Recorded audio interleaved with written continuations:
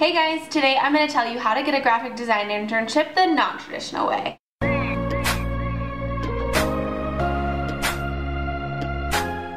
I'm going to tell you a totally different route that worked for me, and this is just my personal story, and this is kind of how I got my internships. So the first thing that you want to do is you want to figure out how far you're willing to travel to go to your internship, whether or not you want to do it as a commute or whether or not you actually want to be staying there for a couple months. So the second thing that you want to do is start Googling the major cities that are around your area. The things that you kind of want to start Googling is like St. Louis graphic design studio or Louisville design firm, things like that. And then you're going to look at just a bunch of different studios that are around that area. This part is actually really fun because you kind of get to see all the different companies that you could possibly be working at one day, which is amazing and fun in itself. Google different terms like that and it'll really help you out. So once you find a place that you really like and that you think is really awesome, you want to go ahead and send them an email. So what you're going to say is, "Hi, my name is Amber. First off, let me just say that your work is absolutely amazing and you're really inspiring to me. Second off, let me tell you a little bit about myself. My name is Amber Rich. I'm a graphic design student at the University of Southern Indiana. I'm in my junior year and I'm looking for an internship, and I would love to have the opportunity to intern at your studio. Let me know if there's any opportunities available, and I'd love to work with you soon." Something along those lines.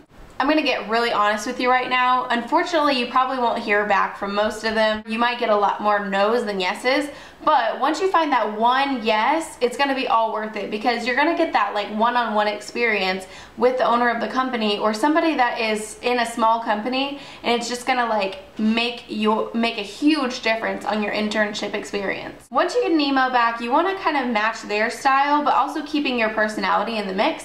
And what I mean by that is if they're sending a lot of LOLs and smiley faces in their email, it's a pretty good indicator that they're a really casual emailer.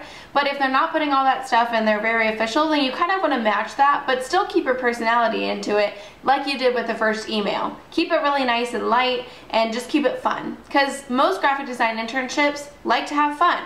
I wouldn't stop with just that one email just because you got an email back. You want to keep emailing other places because chances are, why did I say it like that? Chances are, just because you get an email back doesn't mean that you actually want to stop emailing other places altogether, because chances are you're actually going to stumble upon a place that you didn't even find before that you really like. Let's say you get the internship. You've been emailing back for a week or two and they said, yes, you can have the internship.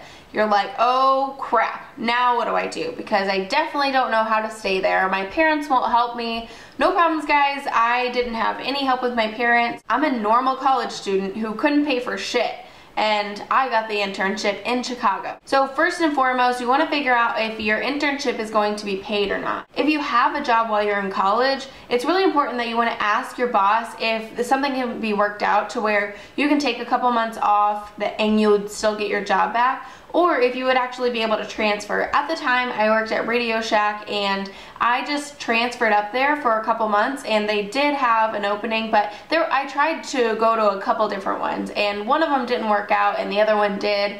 Anyways, long story short, I was able to transfer to my other job. So that's really important, and it's definitely recommended. If you can't find something that it will be transferred, just work at somewhere where you can be a hostess or a waitress, and that would really help out. So the second thing that you want to do is you have to find a roommate, and you're like, oh crap, how am I going to find a roommate? Okay, so you're going to go on either Craigslist or Airbnb. Craigslist, I know people always say is the sketchiest, but I found a roommate on there. I never met her and I never even saw the place.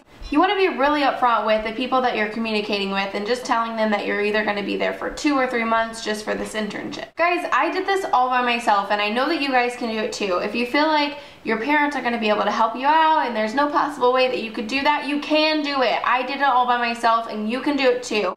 Save your money. You want to save your money, or at least save your FAFSA refund or any kind of refund that you get back from school, because that's actually what I use, and it really helped me to just at least have a little buffer between being able to spend money and being able to buy food. But you can be poor for 2 months. If it takes 2 months to be poor, you can do it. I mean, it's for a really good opportunity for your career. It's possible, I promise. The other thing that you want to consider is whether or not you want to have a car or what kind of transportation you're going to have around you.